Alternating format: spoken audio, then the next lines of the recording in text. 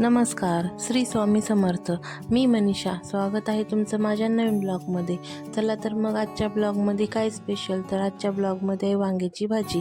अगदी सोप्या पद्धतीने आणि कमी साहित्यामध्ये बघू शकता.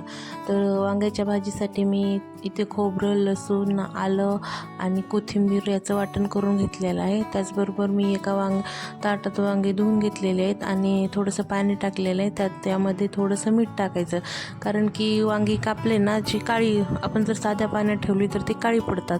जर असं थोडंसं मीठ टाकून वांगी कापून त्यामध्ये टाकले ना तर ती काळी पडत नाहीत.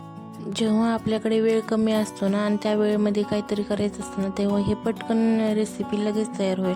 आणि यासाठी साहित्यही खूप म्हणजे आपल्याकडे जे आहे ते साहित्य लागतं, बाकी दुसरं काही वापरलेलं नाही जास्ती. चला तर मग सुरुवात करूया.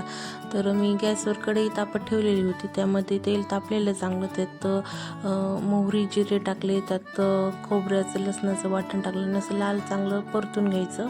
त्यानंतर ते तेलात टाकलेलं वाटण लालसर झालं ना, त्यामध्ये एक छोटासा म्हणजे बारीक कापून टमॅटो टाकायचा, कारण की टेस्ट कापलेल्या टमाटामध्ये मस्त म्हणजे टेस्ट चांगली येते. त्यानंतर हळद, धना पावडर, तुमच्याकडे जे असेल ते मसाला, गरम मसाला, लाल तिखट, काळा मसाला ते टाकून चांगलं परत एकदा परतून घ्यायचं, कारण की मसाला पण चांगला भाजला पाहिजे. आणि जेव्हा मसाला भाजतो ना, त्यावेळेस तो मसाला तेल सोडायला लागतो. त्यावेळेस समजायचं आपण मसाला पूर्णपणे छान भाजलेला आहे आणि आपल्या भाजीला तरीसुद्धा खूप छान प्रकारे येते. जर असा चांगला मसाला भाजून घेतला तर थोडासा मी गोडा मसाला टाकला आणि वांगी टाकली त्यामध्ये कापून घेतलेली, आणि थोडंसं चवीनुसार मीठ टाकून घेतलं. आता ही मी भाजी 4-5 जणांसाठी बनवत आहे, त्यामुळे मी या भाजीत थोडासा रस्सा बनवणार आहे.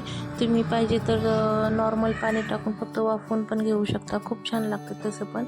आणि मिक्सरच्या भांड्यातून वाटण काढलं होतं, त्यातलंच पाणी टाकलं मी आणि थोडंसं शेंगदाण्याचं कूट टाकून घेतलं. खूप छान असं हे वांगं तुम्ही भाकरीसोबत खा किंवा चपाती भातासोबत खा, खूप छान लागतं. तर कशी वाटली आजची रेसिपी नक्की कमेंट करून सांगा.